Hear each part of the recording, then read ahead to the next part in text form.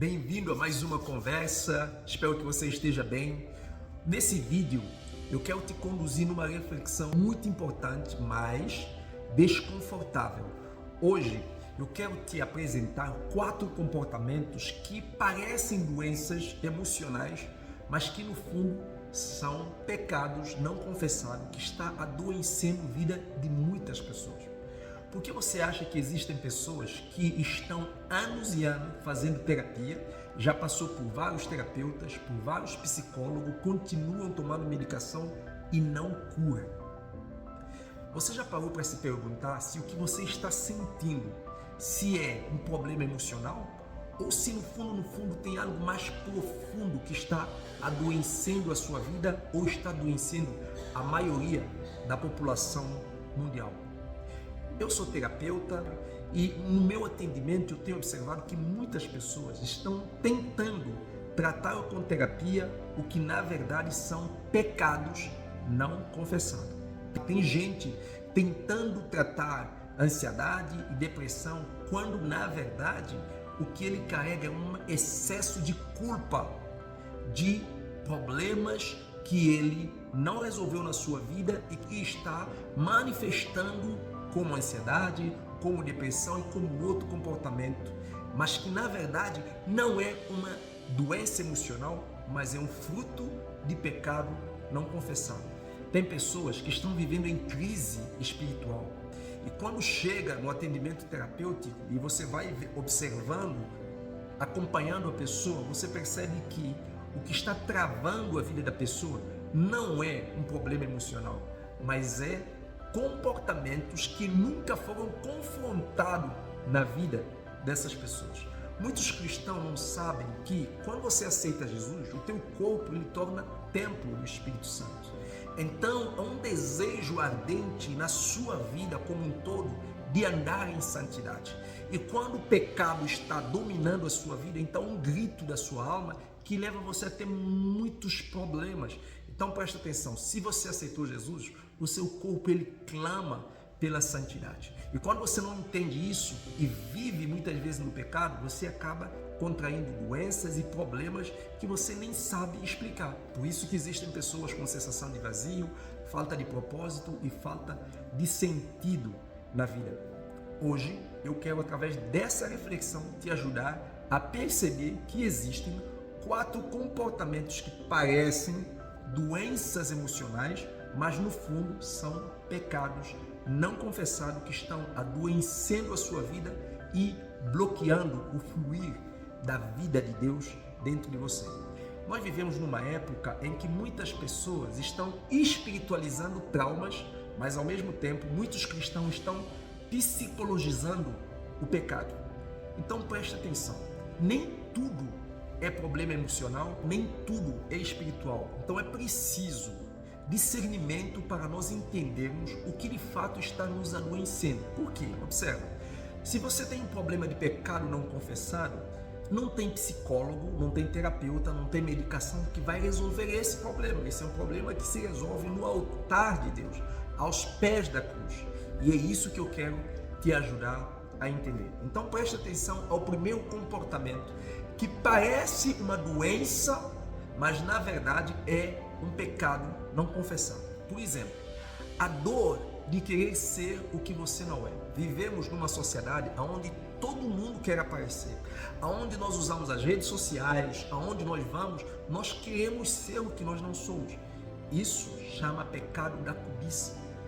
Uma pessoa que é dominada pelo pecado da cobiça, ele vive se comparando e ele está sempre tentando ser mais em todo o tempo. Sempre ele quer ser mais do que ele é. Então preste atenção, o pecado da cobiça, ele não é apenas você querer ser o que o outro é ou ter o que o outro tem. O pecado da cobiça, ele se manifesta também num desejo ardente de tentar ser aquilo que você nunca foi chamado para ser. Você se esforça, você luta, você quer ser aquilo que você nunca foi chamado para ser. O que a cobiça vai gerar na sua alma? Ele vai gerar um vazio. Porque uma alma doente, ela se desconecta da sua própria identidade. e a cobiça, ele faz o ser humano se afastar da sua própria identidade. Ele faz o ser humano ter uma depreciação para si. Ele não vê a si próprio, os seus talentos, os seus dons como algo válido, importante. Então ele está sempre querendo o que é do outro, ele está sempre querendo ser o outro, ele está sempre querendo desejar aquilo que é do outro. Então surge o que? Um vazio na sua própria identidade. E não há sufoco maior do que viver sendo sufocado todos os dias por causa do desejo de viver aquilo que você não nasceu para ser. Então, como terapeuta, eu te aconselho a fazer o seguinte: liste pelo menos 3 coisas que você tem tentado conquistar ou fazer para agradar os outros. 3 coisas que você tem tentado conquistar só porque você quer mostrar, só porque você quer se aparecer. Sabe? Preste atenção. E depois agora, olhe para si, peça a Deus perdão e valorize. Peça ao Senhor para te ensinar a enxergar você como criatura dele, como pessoa que ele ama. Tente valorizar quem você nasceu para ser. Então, preste atenção nesse primeiro sintoma, nesse primeiro comportamento que é um pecado. Segundo comportamento, que é muito sério, é quando a sua vontade ela fala mais do que a vontade de Deus, a sua vontade ela fala mais do que a vontade de todo mundo. E nisso eu estou falando de idolatria. Eu não sei se você sabe, mas a nossa geração, essa geração atual, ela está sendo tratada como Deus. Ela é o centro de tudo. E isso faz com que a pessoa não aceita receber conselhos, faz com que a pessoa ela não aceita ser contrariada. A idolatria, ele faz com que você torne a sua vontade mais importante do que a vontade de Deus. Ou seja, você vive para se agradar e tudo que você faz é para agradar a si mesmo. Agora, quando isso se torna um padrão dentro de você, ele faz uma guerra interna dentro de você. Porque você se nasceu de novo, você tem o Espírito Santo de Deus. E o Espírito Santo de Deus, com o seu Espírito, ele quer que você viva em santidade. Mas ao mesmo tempo, é um desejo da sua carne lutando para ter o controle de toda a situação.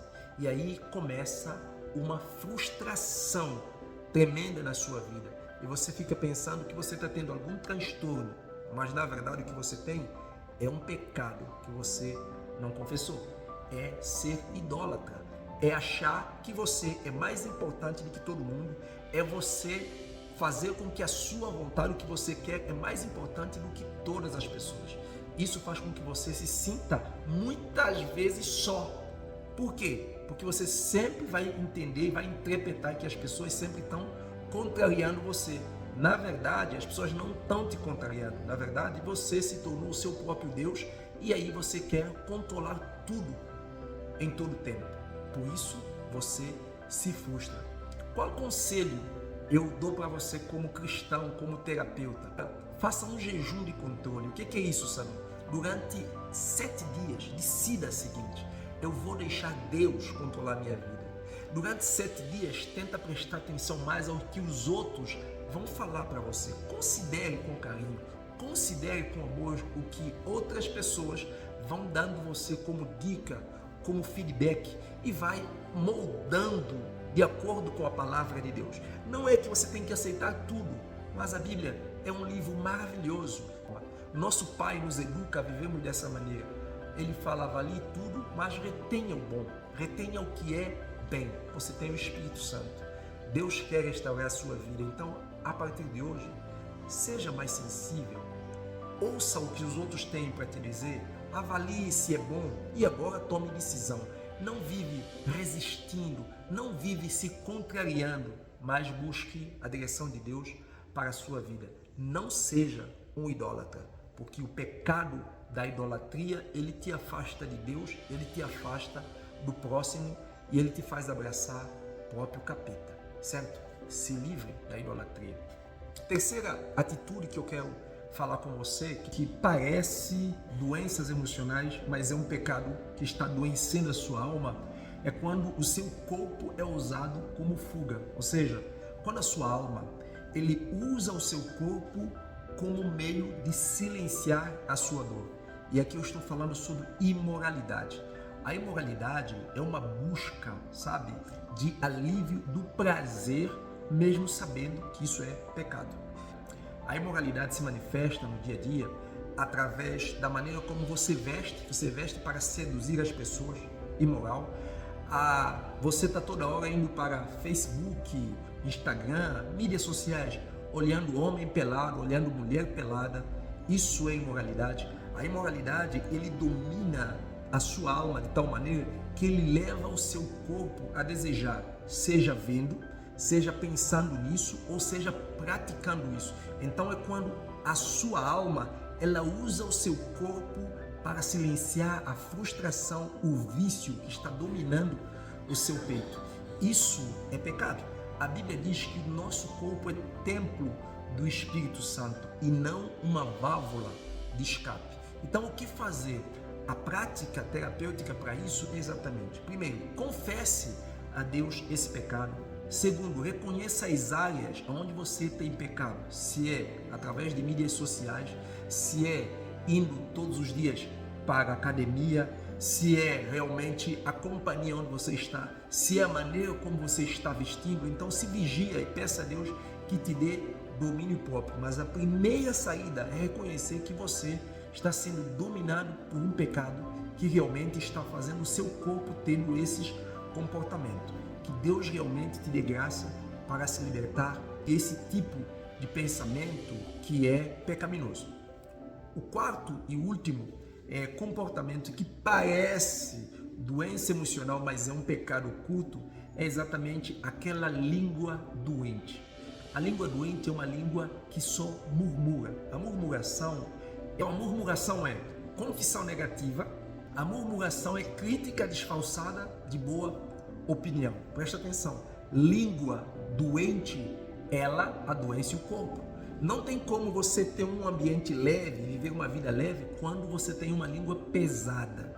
Então, o que você deve fazer? Se você é aquela pessoa que sempre murmura, se você é aquela pessoa que sempre está reclamando, anote 3 coisas pelas quais você deve ser grato a Deus todos os dias.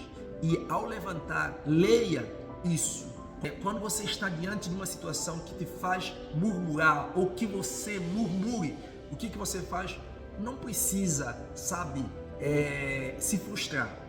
Você agora está tomando controle. Lembra?